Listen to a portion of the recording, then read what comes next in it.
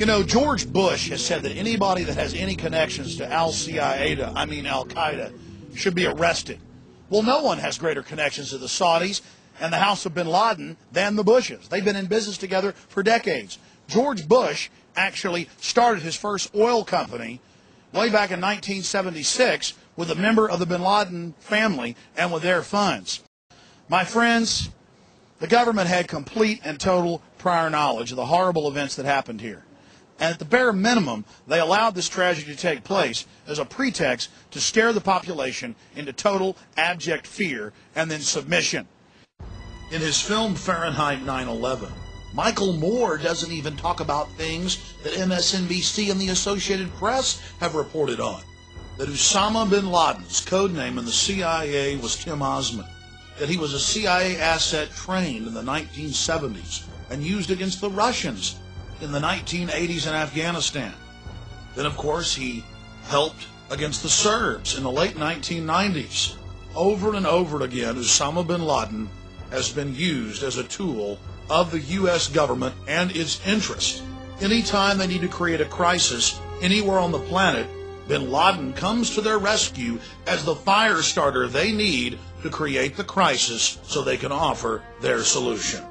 Or why didn't you talk about the huge 9/11 truth movement that sprung up right after 9/11, made up of hundreds of the victims' families of September 11th, alleging government involvement in the attacks? Why didn't the film talk about the official U.S. government plan to carry out terror attacks in America and blame it on foreign enemies? Operation Northwoods. It even called for hijacking jets by remote control and crashing them, bombing D.C., committing sniper attacks. No, Michael Moore didn't discuss this. Something ABC News and the Baltimore Sun were willing to do, Michael Moore wouldn't get near. In the 3 days after September 11, 2001, over 160 members of Osama bin Laden's family were flown out of the country to Saudi Arabia.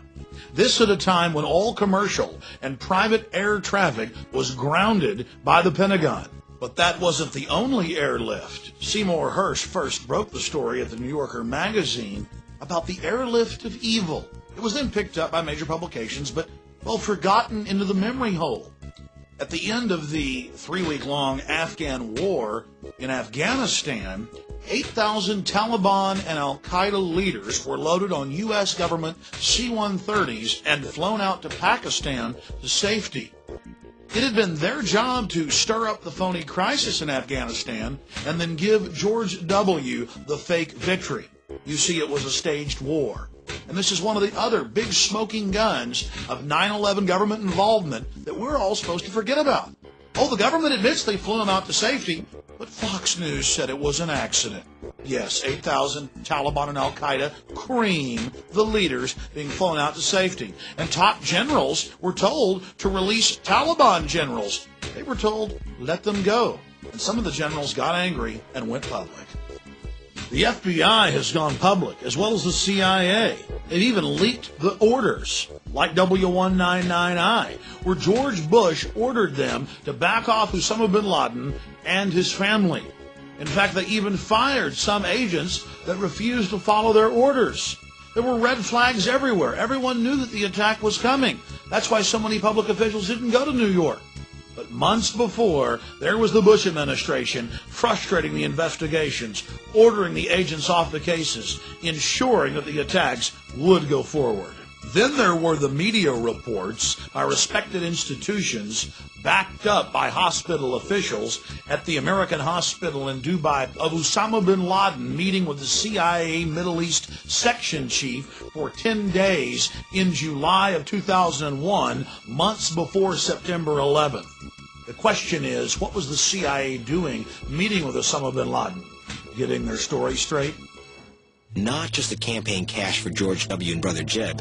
There was $1 billion the U.S. Treasury pumped into Brother Neil's bank, Silverado. And there's Brother Marvin. His investment funds are fattening on contracts for the war on terror. And Daddy, Bush Sr., became the first ex-president to sell his Oval Office connections for cash to oil companies and arms dealers. The Bushes are like other American dynasties, the Kennedys, the Rockefellers, but they've taken the game to a whole other level. See, the money gets them office, then the office gets them even more money. Call it the Bush cycle. And it's still rolling along.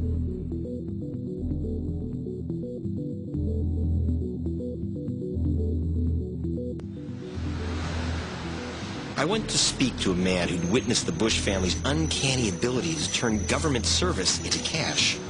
He'd occupied an inside seat in the spook world during the Reagan-Bush administration.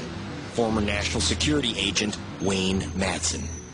It's the nature of the Bush families, particularly Bush Sr., to use contacts made from government service, head of the CIA, vice president, president of the United States, to basically call in favors later on.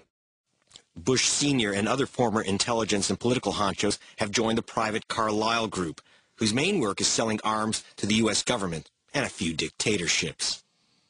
Carlyle uses Senior Bush to make entrees to various government offices around the world, to presidents and prime ministers and kings, sheikhs, emirs, sultans, what have you. But what Bush Sr. gets in return is he's part of these lucrative contracts, and he uses his connections to funnel the money into the Bush family coffers, which finds its way into the Bush campaign machine.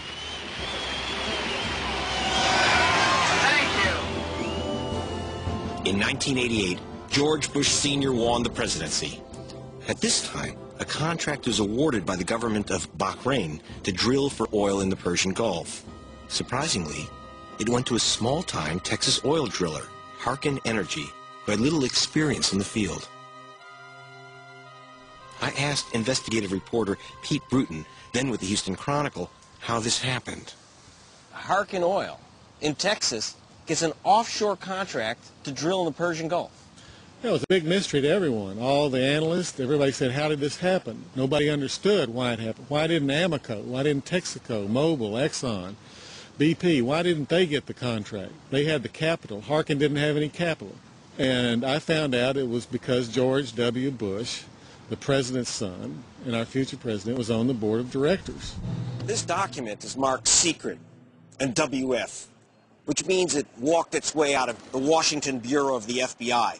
It indicates that before the attack of September 11th, agents had wanted to question two members of a very powerful family for their connections to a suspected terrorist organization, Omar and Abdullah bin Laden.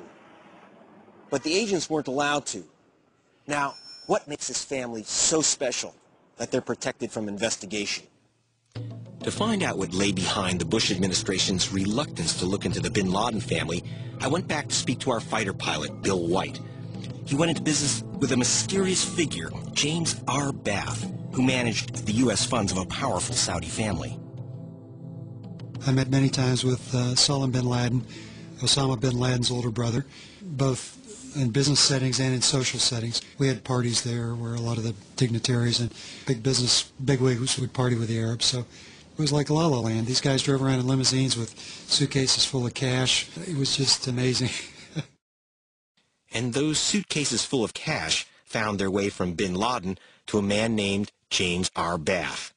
Bath actually presented me with a copy of a trust agreement, a one-page trust agreement that was signed in 1976 that appointed him as sole and exclusive representative for the Saudi bin Laden family in the United States of America in all their business ventures. And that bin Laden money allowed Bath to invest in another flyboy, our future president. Oh, that's right, George Bush Jr. and our Busto. That's correct. Do you know about that? Well, I know about it because Jim and I had to provide our personal financials to our lenders. And so I looked at his personal financial, and they're, plain as day. It said, our Busto 79, $25,000, or Busto 80, $25,000. So Bush's oil capital came from Bath, and Bath's money came apparently from the bin Ladens. But why would they plow money into W's oil company? The money that Bath put into our Busto was nothing but an extension of this quid pro quo relationship between the Saudi royal family and the Bushes. The Saudi royal family was deathly afraid of the Ayatollah Khomeini and the radical Islamic movement.